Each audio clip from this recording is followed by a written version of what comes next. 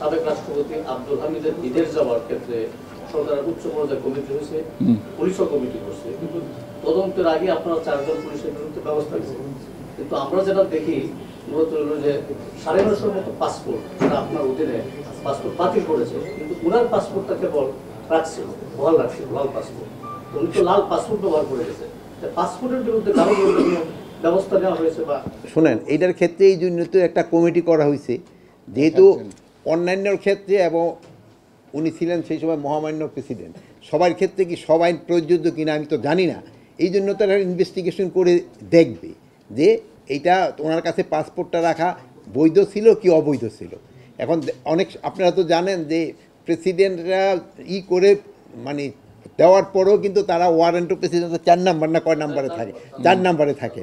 তো তারা ওই হিসাবে কিন্তু কিছু কিছু সুযোগ সুবিধা পায়, এইটা পায়। এখন ওইটার ক্ষেত্রে কোনো মানে প্রোটোকলের বাইরে কোনো কিছু দেওয়া হয়েছে কিনা ওইটা এখন হলো কি, এখন হলো যার যার যার প্রোটোকলের মতো যদি তাকে অবৈধভাবে কিছু দেওয়া হয়েছে কিনা ওইটা দেখা হবে।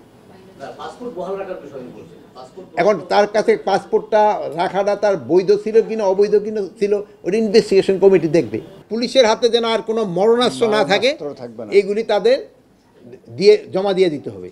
কোনো মরণাস্ত্র পুলিশের হাতে থাকবে না, বাট এপি ব্যাটালিয়নের হাতে থাকবে। এপি ব্যাটালিয়নের কাজ কিন্তু অন্য পুলিশের থেকে একটু ডিফারেন্ট। গার্মেন্টস শ্রমিকদের বেতন ঈদের আগে পরিশোধ করে দিতে হবে। যারা বেতন পাওয়ার যোগ্য তাদের বেতন দিতে হবে, কিন্তু আবার যেই সব শ্রমিকরা তাদের কোনো অবৈধ দাবি নিয়ে যদি রাস্তায় হাঁটে তাদের আমরা কিন্তু কোনো অবস্থায় রাস্তায় বা কোথাও স্থান করতে দেব না। তাদের বৈধ দাবি মালিকরা অবশ্যই পরিশোধ করতে হবে। ও ম্যাডাম, আপনি আছেন নাকি? 2 জন নাকি? ও আপনি তো বুঝি নাই। আচ্ছা আসেন, একসাথে বসেন। ও দেখি নেই। আজ হলো ঈদের গরুর হাটের ব্যাপারে, এটার ব্যাপারে আমাদের আলোচনা হয়েছে। ঈদের গরুর হাটের ব্যাপারে আপনারা জানেন যে অনেক সময় ওই টাকা পয়সা হয়ে যায়, মানে চিন্তায় হয়। তারপর অনেক সময় বিভিন্ন মলম ঠলমও ব্যবহার করে।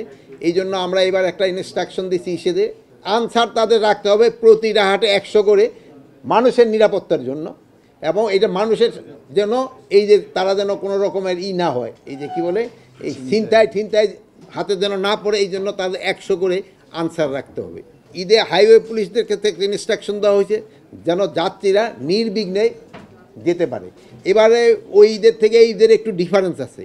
ওই ঈদে হলো কিন্তু ঢাকা থেকে লোকজন গেছেই বেশি, আসার নাই। এবার হলো কি এই ঈদে হলো যাবে একদিক দা, আবার গরুর ট্রাকগুলি কিন্তু আবার আসতে থাকে।